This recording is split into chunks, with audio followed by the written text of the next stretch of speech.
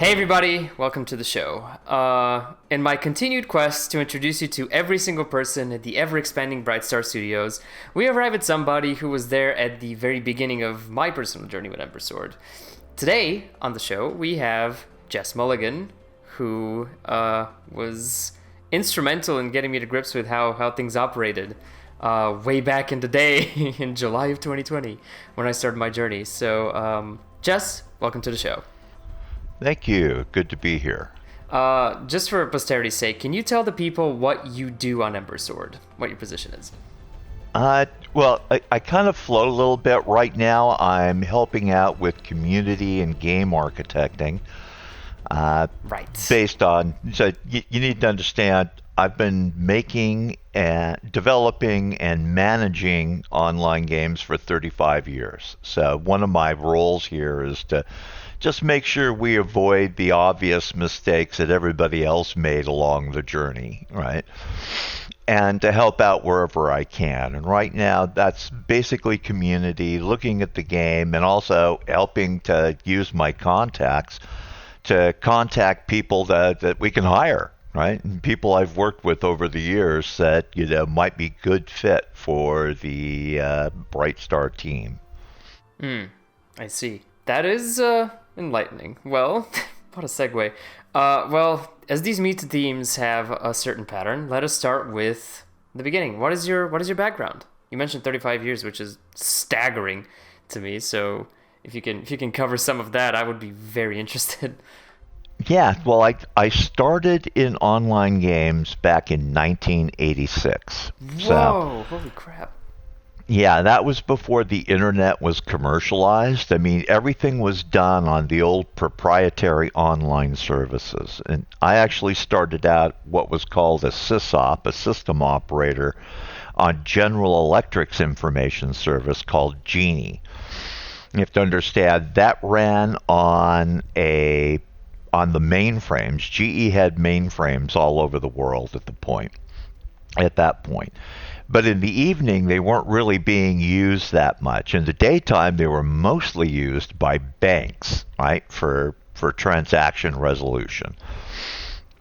But in the evening, nothing was happening. And then a man named Bill Loudon moved from CompuServe, which was really the main online service at that time, moved to General Electric, saw what was happening with the mainframes, made a proposal and started up Genie. And a friend of mine was in charge of all the sysops. Right? He was a contractor, and he brought me on to run the games section because he knew I was a huge gamer, even back in 1986. And that's how I got my start in the industry. From there, I moved to the company that would eventually become America Online. At that time, it was called Quantum Computing Services. And they brought me on to do two things. One, I was their technical writer, so I wrote all the manuals for how to use their various services. PC Link, Quantum Link, which was the C64 service, and Apple Link, which was the Apple service that they were bringing up, and also to be their first games producer. When I was there, we had a number of firsts, and we did the first truly graphic-based online game with a D&D license called Neverwinter Nights. And Neverwinter Nights is rather famous, the original one. And, we went out and we licensed the software from SSI, which did the Gold Box series, brought on developers, from that were nearby SSI in California and did the game. So that's really how I got my start. From there, I moved back to, from America Online, I moved back to Genie to be their first games producer for years. And we brought on a ton of games. Like I went to Activision, for example, and licensed. Well, no. I mean, as a Genie employee, I contacted Activision and licensed the MechWarrior license, and we did multiplayer BattleTech. We took the Mech Warrior front end, did a new back end on it, and we had this whole thing where you'd be a mercenary. It's still one of my favorite games of all time. Right? This was back, I think it launched in 1990, 91. I'd have to actually go back and check and see. So I spent some years at Genie, then I moved into the game publisher side of the industry with Interplay in 1994. Oh, hell yeah, Interplay. Yeah. Does anybody remember games like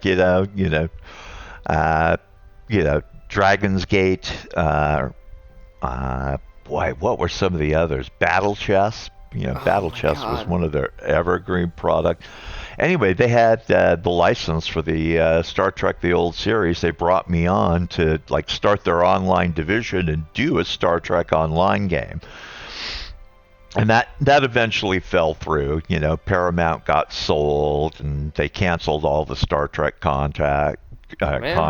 And I know, it's just I've had the Star Trek license in my hand 3 times now, and every time Paramount ended up getting sold or realigned or something, and the contract was canceled on their end. So I've never gotten to do an online Star Trek game, and that was the game I really wanted to do back in the day, right? My God. Oh, God. Were you? Okay, this is going to be one out of left field, but were you there for Clay Fighter 63 and 1/3? Oh, yeah. I was there when they were making it. Yeah. Fuck yes. Yeah. I mean, I knew the guy who, the art director did most of the claymation himself, right? I mean, he was really into it. Sick. My God. Yeah. Of course, Fallout fell under that umbrella at the time. Oh, yeah. I mean, I sat right next to the Fallout team. We went to lunch 3 times a week discussing how we were going to do the online game for Fallout after the standalone game shipped. But because of the delays and, at one point they were using the GURPS license, then they had to pull the GURPS license out and everything. It took too long. I ended up leaving the company before the game actually shipped. So I never got to do Fallout online either. We could have had an online Fallout game in 1996 or 97, if things had worked out. That seems very cursed. You are just on the cusp of something you really wanted to do, and it always has to do with the internet. I'm so happy that Persona is going as well as it is. Yeah. But I get to be part of shipping an online game. Yeah, exactly. You look back. I look back at my career and my time I've spent in the industry. And what's happened at other companies is it really only about maybe, well, at one point I remember when I went into independent consulting in 1997, I did that for a number of years. I did up a series of slides for my clients. They'd call me in and have me come in and do a briefing for the senior staff on what's the status of the online game industry right now. In 1997, I had 197 online games in development in the U.S. on my list. Holy shit. Of that, only 12 of those games ever shipped. Yikes. Yeah, at that point, everybody was doing a game. I mean, Turner Broadcasting was doing a couple of games. Turner goddamn Broadcasting? Ted Turner, WCW Wrestling, Ted Turner Broadcasting? Yeah, they had a game division. Yeah, 97 was the second wave. Everybody was climbing on board, right? The internet had been commercialized in 93. Everybody saw the potential.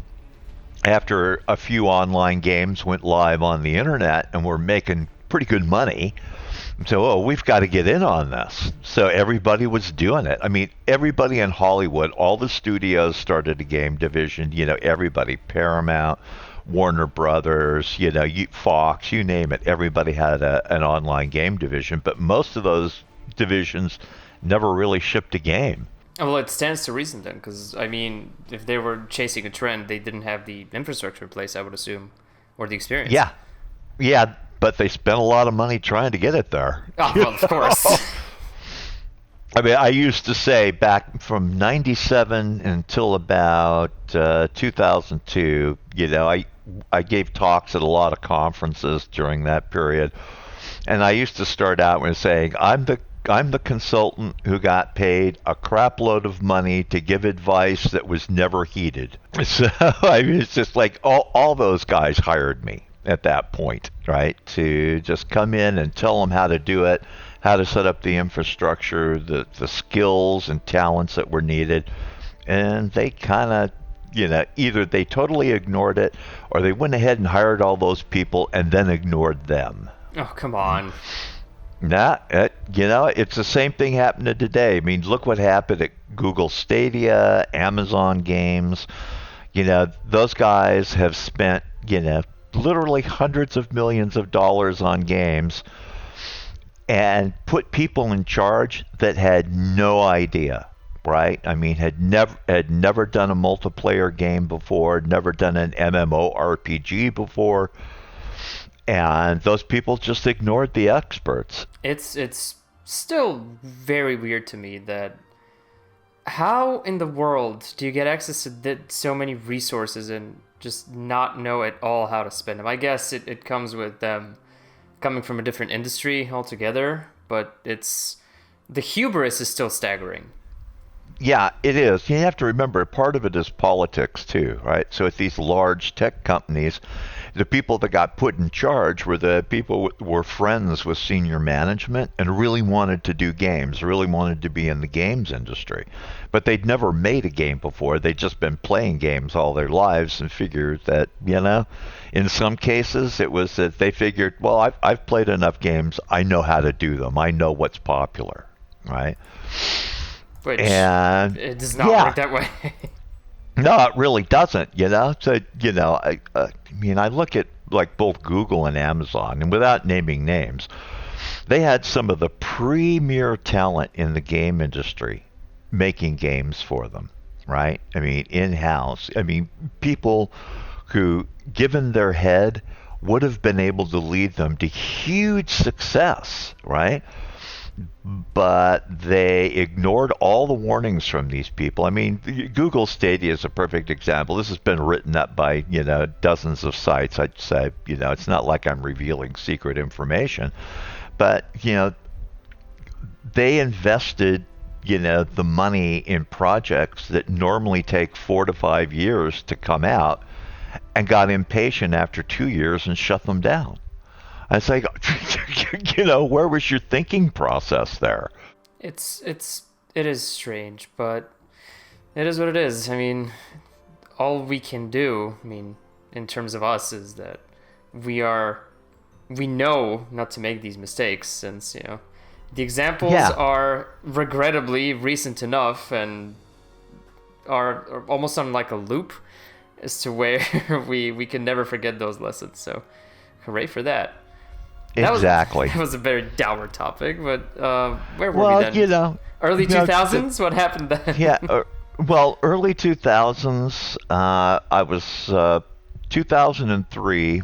I was hired by Turbine Games to be the executive producer on the Asheron's Call franchise. Now, at that point, they had 2 games in the franchise, right? Asheron's Call and Asheron's Call 2. They did the games for Microsoft. Microsoft was doing all the hosting and customer service and etc. And the relationship wasn't great at that point. They brought me in. So they brought me in really to fix the relationship. But what we ended up doing was buying the games back from Microsoft and setting up a publishing arm ourselves. It's like that. I've never worked longer hours in my life. After we signed the contract, we had something like 3.5 months to get everything set up to take over the games. So we had to set up an entire publishing arm, customer service, community, the whole 9 yards, technical support. In 3.5 months, get everybody hired, get all the tools in place. Those were like 16-hour days for 3.5 months to bring them on board. But we did it. Yeah. So, I was there for 3.5 years, I believe. Opened up an office in California for them so that we could, Turbine was based in near Boston, and we opened up a LA office, basically a Santa Monica office, so we could have access to more talent. Right, hard to get people to move to Boston, with their ugly winters when you've been living in Southern California for years. And the accents and the Dunkin' Donuts and the bad words they say. Yeah. So, my frame of reference for Boston is just Ben Affleck movies. Yeah, well,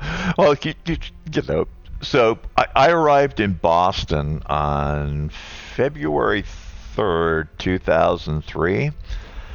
I rolled in, parked at the apartment that they were renting for me while I looked for my own. The minute I turned off the car, snow started to fall, right? Just a light dusting. And it did not stop until there were 29 inches of snow on the ground. Holy crap. Okay. So that was my introduction to Boston. It was like, holy crap, 29 inches. Yeah, and 2 days later it got down to 40 degrees below zero Fahrenheit. So, like, death in the shining temperatures. Yeah, I'd been living in Austin before then, right? So I'd been a contractor on the original Lord of the Rings online game down in Austin. Yeah, for mm3d.com. So, the winters in Austin are not that nasty. So it was like, oh, man. Yeah, so I was at Turbine for about 3.5 years, and then I went back into independent consulting, and almost immediately, a friend that I had made in Paris, France, he had come over for conferences in the U.S., started a company called Nevrax, and they had just launched their first MMORPG called Saga of Rhizome. And it was a disastrous launch, not because the game kept crashing, but the publisher that they chose had pre-sold 125,000 units, which was really good in 2005, and couldn't get them on the shelves. Right? So people just started canceling their orders left and right because they couldn't get the game. It wasn't available. And they were trying to, the game was successful for the people that played it. But anyway, they needed someone to help keep the company alive. So the board of directors hired me to come in as like a troubleshooter, hired gun, executive producer to get everything going. And that was my introduction to Europe. I got to live in Paris on somebody else's dime for 2 years. Nice. Yeah, nothing wrong with that, right? Love Paris. I got to tell you, Paris is still my favorite city in the entire world, right? Awesome. And it's just, I mean, there's so many underground metro stops there, and outside of them on Saturdays, outside the stations, every one of them seemed to have their own little version of a flea market / farmer's market. Mm-hmm. So every Saturday, I would pick a metro station I hadn't been to and go to it and see what their farmer's market was like. And it was just absolutely wonderful. I really love that town. Matter of fact, the first Sunday I was in Paris, I arrived on a Saturday evening, got up Sunday. Nobody had told me that nothing was open on Sunday, so I couldn't do any grocery shopping. Oof. So I just wandered around the neighborhood of the apartment, and I heard classical orchestra music being performed. So I followed the sound into a courtyard of some buildings, and there was like a 20-piece orchestra playing for people to toss in change.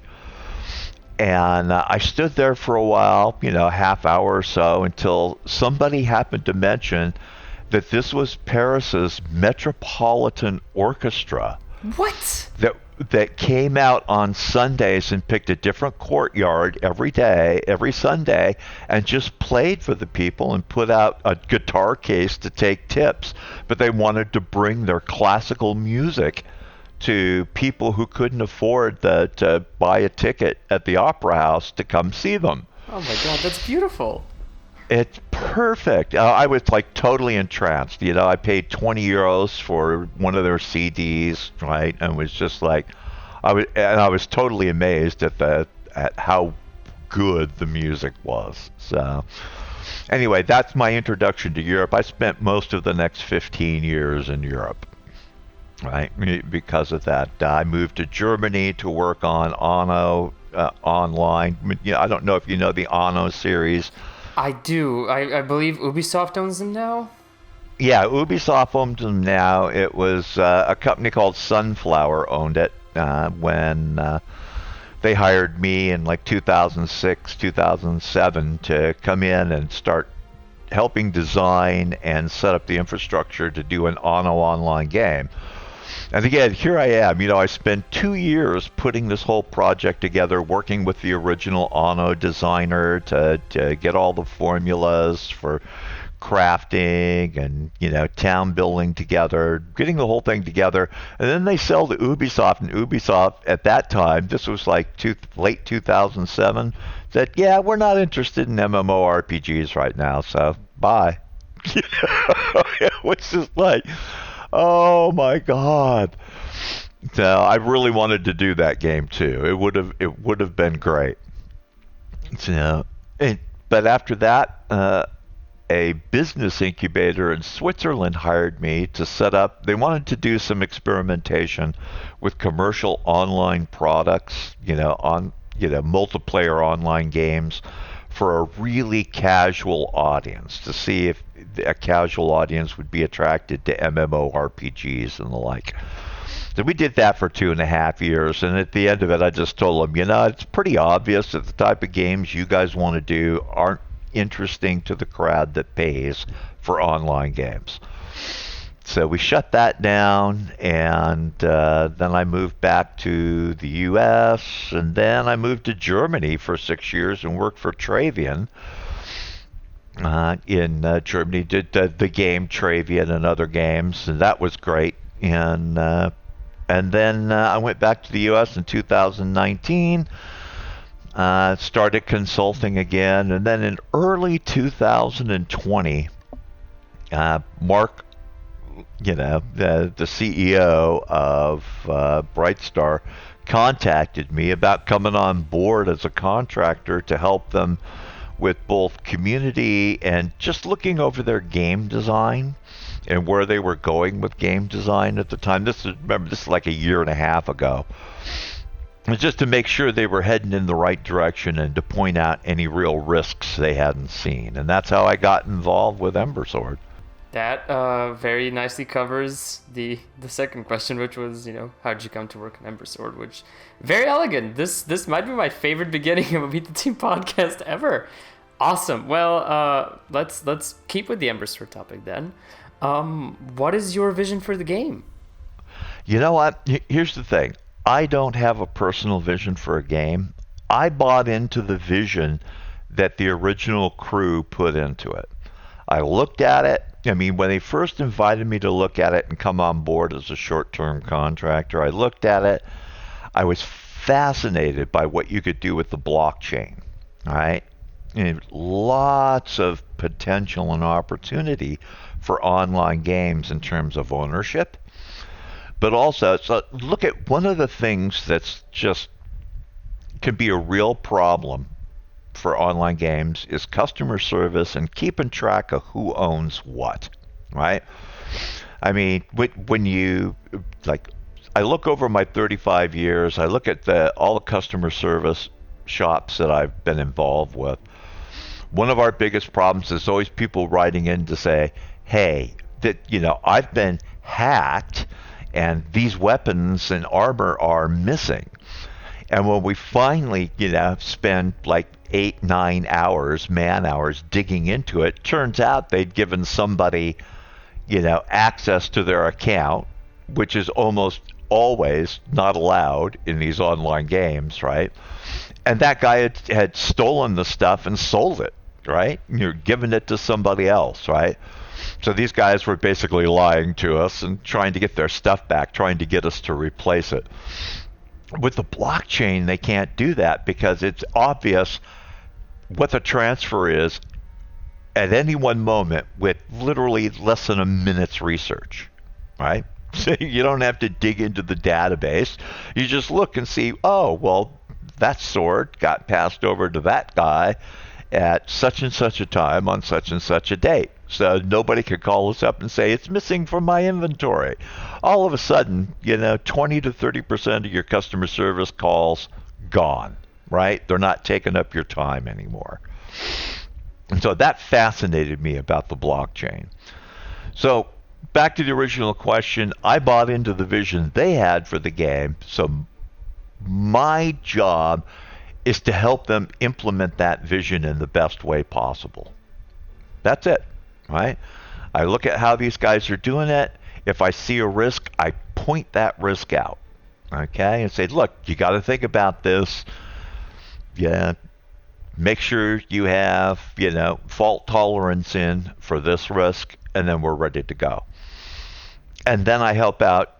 Yeah, I've been in charge of pretty much everything in terms of live operations and development of an online game, except art direction. Okay, I can't even draw a stick figure. All right, that's how bad I am at art. That's right. So, but I know enough about how art is produced that an art director can't blow smoke up my ass if he's inclined to. Right. So my job is I'm probably going to do a lot of floating on the Ember Sword project. I mean, I'll help out with community, although it seems to be in fairly good shape right now. I mean, I got no major issues. Just they've only brought me in starting again. So I did a short-term contract last year. They picked me up again this year after they had the land sale. I've been looking at community. They're doing a pretty damn good job, right? I got no complaints. So, I may help streamline the process a lot, but, at that point, I'm really spending more of my time on contacting my contacts and saying, don't you want to go be interviewed over at Ember Sword? It's interesting that you would mention this is a very fresh take on the vision, because of course your perspective is very unique. I do appreciate the focus on, to a certain extent, efficiency, because it is something that we've been trying very hard to push to the forefront of development on Ember Sword, pretty much on all fronts. And it's interesting you should mention that the community seems fine, because that was one of the... I know I keep reiterating this over podcasts, everybody listening, but it is important to mention, again, that we are very much committed to just being as transparent as we possibly can, and, communicating everything in a clear manner and consistently reiterating what Ember Sword is about. So it's nice that, you, having just come back, can recognize this, and, it's very obvious. So we are doing our job right, which is awesome to hear. I think what we really need to concentrate on with community is the behind the scenes stuff.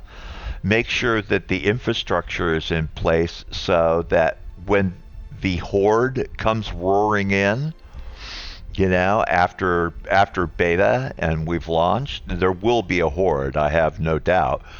Make sure that our processes, procedures, and the structures don't just disintegrate under the horde, right? Yeah. So, I really love the way that, community and social media is like completely transparent at this point. It's beautiful. I mean, it's a tricky tightrope to walk. We are building a game for the people at the same time we are building a game, right? So we need to... This is sort of almost a philosophical question, where does where do our ideas end, and where does input overtake our ideas to make just a mishmash, right? I think, or rather I believe and I see that we are very good at walking the line between taking what the community is saying and incorporating into development while still keeping true to the actual or the intended vision of Ember Sword, which is excellent. And part of that is the iterative building process that we've incorporated, where the transparency, again, huge part of that. We are very open about at what stage of the development the game is, how we're going to be slowly, through iteration, add more things to the game. And eventually, once launch comes and the Horde starts banging on the doors, there's going to be enough alleyways and analogy to make sure that, the actual game is stable, that the community can handle the insane influx of players and community members, and for, everything's going to be awesome. At least that's my personal belief, and I'm working my ass off to make it happen. So, What I hope the community understands, and what we're going to need to reinforce, especially during closed beta, is that everybody has ideas, everybody has suggestions, but the community is not this monolithic block that agrees on everything. There's various factions within the community, and they all have their own agenda. And it's all based on wanting the game to be as good as possible. But those agendas often conflict, right? Oh, yeah. So if we just took every suggestion that everybody made and tried to incorporate it in the game, this would be a huge failure. Oh, yeah. Any game would be a huge failure if that's happened. So, we need to make sure that they trust that, we want the game to be great too. So we're going to pick and choose, right? Mm-hmm. We have to pick and choose and make sure that we're responsible for the care and health of the game, right? So we can't just be willy-nilly about it. And that's going to be our greatest communication challenge going forward. Like I say, especially when we get into the closed beta process. Oh, yeah, which is a ways away, but it is important to know that we are thinking about these things now. Exactly. This is a very poetic way, I guess, to transition into the freeballing section of the podcast. Now that we've peeled the curtain back a bit, let's peel the curtain back on your gaming hobbies. I'm fantastic at segues. This is a part of the cast where we pick your gaming history and you share some memories so that, the people get to know a bit about who you are in terms of your gaming habits. And this is the third time I've used the word gaming habits, word of phrase. Let's start with your top 3 favorite games. Of all time, remember, I've got 35 years in this industry, so... I know, this is going to be a challenge. Actually, let's make it spicy. Top 3, you can choose to answer top 3 games you've played or top 3 games you've worked on. All right, let me start with top 3 games I've played and maybe worked on. My favorite game of all time was multiplayer BattleTech. Right? So if you've ever played BattleTech or Mech Warrior, you know that, giant mechs walking around. Some of them have jetpacks and can fly a bit. I really loved multiplayer BattleTech because you started out as a leader of a mercenary pack, which was just yourself, basically. And you had a map of all the galaxy that was inhabited by the 6 major houses of the BattleTech universe. You could go to a planet, pick it, and start doing missions against the NPC mechs. And if you did enough successful missions, you would turn that planet to the house that you were working for, since you were a mercenary. Right? You could hire other players when you salvaged other mechs. You could hire other players to be in your mercenary lance. We had a great time. I played that game. I loved that game so much that even though I had a free account because I was in charge of it on Genie, I also had a paying account. Here's how much I love that game. Remember, at this time there were no flat rates. Okay? I paid $5 an hour to play that game voluntarily. No! Oh my God. Yes, I did. That's how much I loved that game. I wanted my own account, and I paid $5 an hour to play it. That's legit. That is legit. Yeah. Oh, and that was like after 7 p.m. That was the $5 an hour. Before 7 p.m., if I wanted to get on in the afternoon, it was $19 an hour. Oh my God.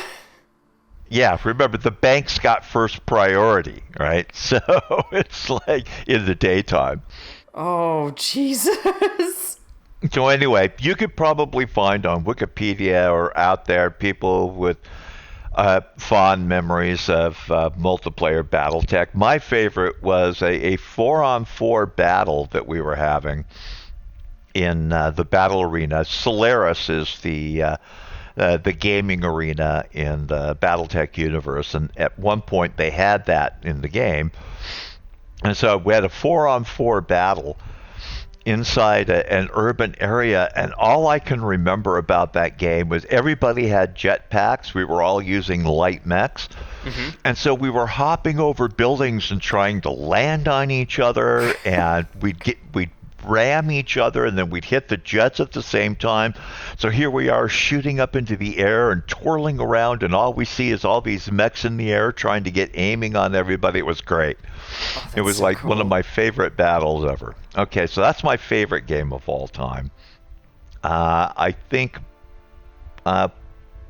another one was Civilization 2. Nice.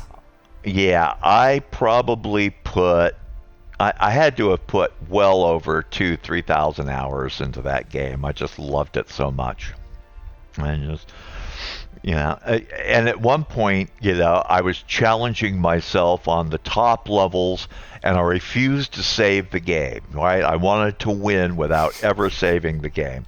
So, sometimes I'd have like 12-hour gaming sessions in Civilization 2 trying to win that game because I couldn't save it. So there's that. And then the third is probably Secret Weapons of the Luftwaffe. Okay, you have stumped me. I have deep knowledge of a whole bunch of obscure games. This one, what is it? That was LucasArts. It was a World War II flight simulator. Okay. Right. It was groundbreaking at the time, early mid-90s. Right? I mean, it revolutionized 3D technology in games. It was huge. So you could do a campaign, you could fly pretty much any aircraft on the Allied or German side. It took place mainly over Europe, right? They pretty much ignored the Pacific in that one. But it was just, the art was fantastic for the time. The physics were fantastic. The campaigns were incredible, right? It was accessible. Even if you weren't very good at flight simulators, you could still have a great time with that game. I bought every single add-on disc that came out, and there were several. I loved that game. Games I'm playing right now. So I've been playing World of Tanks since I would have 2000. figured, yeah. I was going to ask if you were playing any of the modern equivalents of those games.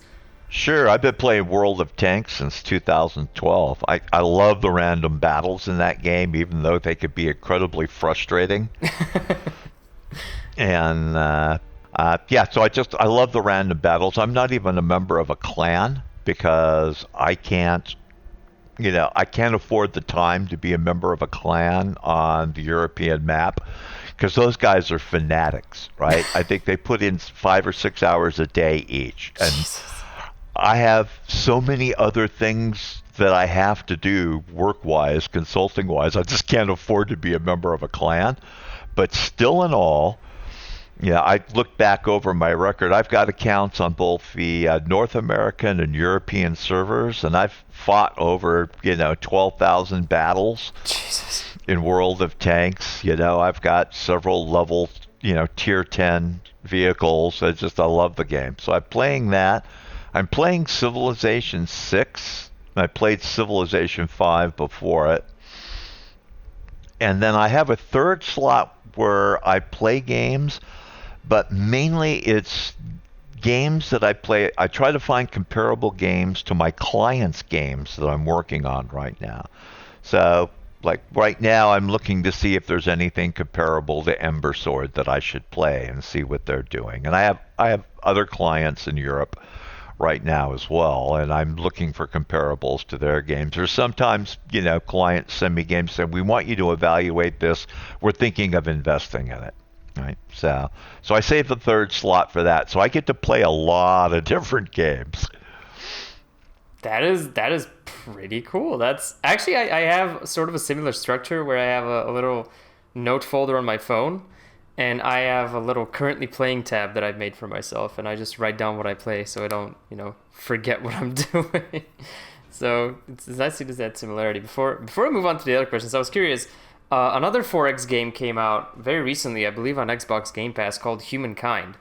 And a friend of mine has been giving it very glowing praise. So if you do like Civilization, I would highly recommend you check that one out. Okay, I will. Now, Civilization, as you mentioned, took 12 hours at a time from your life. Is that your longest gaming session, or does something else take that top spot? No, my longest gaming session wasn't even a video game. My longest gaming session was a Kingmaker tournament at the Origin Game Conference in 1992, I think it was. 4 days. 4 days? Yep, 96 hours. Did you stand up? Oh, yeah. We took breaks in between, 10-minute break here, food break here and there.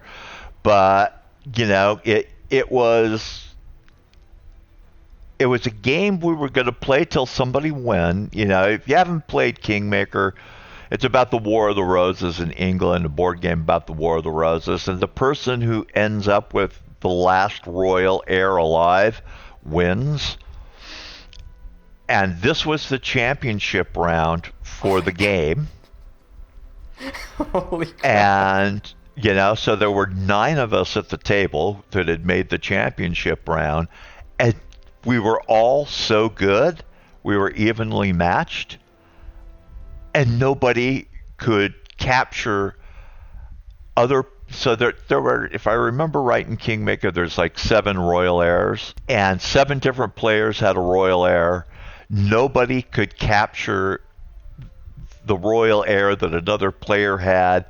So it took us 4 days for the forces to become aligned enough and the alliances to become aligned enough for somebody to be able to be the last person on the board with a royal heir. Jesus. But we all wanted to win, so none of us were quitting.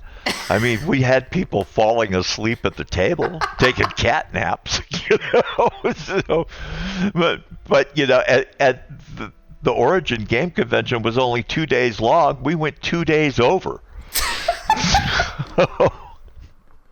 You win hands down with your UN War Summit. Like, nobody, I believe, is going to be able to touch this. Yeah. 4 days.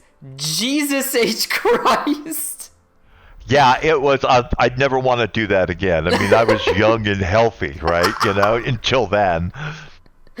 Water is the key. Just chug like 2 gallons and you'll be good and right as rain to pull a 5-day one of those. Oh my God, yeah. It was just, we got to the point where I think people were thinking about it. This isn't worth it anymore. I'm just going to let this guy capture me and kill my royal heir so I can get out of here. God, it sounds like actual warfare, just attrition and misery. Yeah, it really was. Yeah, it's just like it was a lot of fun, but I never want to do that again. Fantastic. And is that your fondest gaming memory to round out the podcast questions, or can you think of something else? No. I think my fondest memory is this. When I was at Origin Systems working on Ultima Online, we got access to all. EA owned us at that point. And so we got access to buy all of EA's games at cut rates, right? So we had Delta Force 2 came out. So we played a lot of LAN games on Delta Force 2, right? If you're not familiar with it, from 99, 2000, it was a shooter. I actually had a PC cafe next to my house, and I played Delta Force religiously. Ah, okay. So we used to play every day, right? So my fondest gaming memory is we were playing a capture the flag scenario, and somehow we got down to, it was tied, basically, time was running out. I had been killed, so I was running back from the spawn point, and I ran to the other team's flag point where they would bring the flag back, and I'd set up in a sniping position. But to get there, I had to fight several times, and I was down to 4 rounds of ammo. Right? Somehow, when I got set up in the sniping position, I realized every single one of my teammates had been killed in a short amount of time, and they were all back at the spawn point. And the enemy team had the flag. And there's 6 of these guys. Okay? So as they're trying to run the flag back into the spawn point, right, to capture the flag, I shot the guy and he dropped the flag, and it was about maybe 20 meters from where they needed to take it. Now I've got 3 rounds left, and all 6 of them are hiding behind the big rock at the spawn point where they need to capture the flag, and I'm the only guy that can stop them. And they're obviously arguing about who's going to go out and try to get the flag, because nobody wants to come and try to find me. Right? I'm up on a hill, I'll see them coming, and I'll shoot them, and they got to figure I've got all this ammo, right? So now we've got this tense minute and a half standoff where the guys keep running out, trying to grab the flag. 3 times they do that, and I shoot them. Now I'm out of ammo, and I think, now we're going to lose the game. But nobody wanted to challenge it at that point. 30 seconds later, my teammates come up, and it ends in a tie.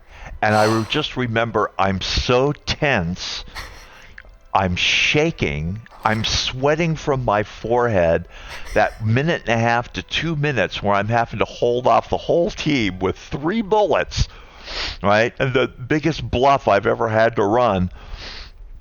And we actually managed to pull a tie out of it. That's my fondest gaming memory. I didn't breathe throughout the whole of I'm leaning forward. Oh my god, that was so tense. I felt it across decades. Jesus. I take these way too personally, man. Like it's the downside of being so invested in stories. Just wow. They should make a movie about this. Why the hell did Clint Eastwood make American Sniper? This is much better.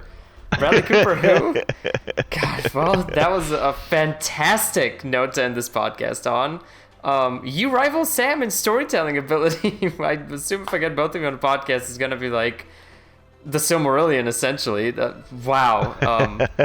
Thank you so much for taking the time to do this in what I assume is going to be a catastrophically busy day for you. This was awesome. It's legit one of my favorite episodes I've ever recorded. I do say that very frequently, but this was really, really, truly amazing. So thank you very much. Well, it was my pleasure. Thank you for having me on board here. And thank you to everybody for listening. We will catch you next time, everybody. Goodbye. Hey, you made it to the end. Congratulations. That must mean you like us enough to want more, right? Well, good news. We're all over the internet. Go to embersword.com and subscribe to our newsletter for a chance to play the game early, as well as the latest interesting tidbits on the game and the team. Join our lovely Discord community over at discord.gg/embersword. Follow us on Twitter and Facebook at PlayEmberSword for regular updates on what we're up to. And remember the basics. Drink water, be kind to each other, and spread the word about Ember Sword.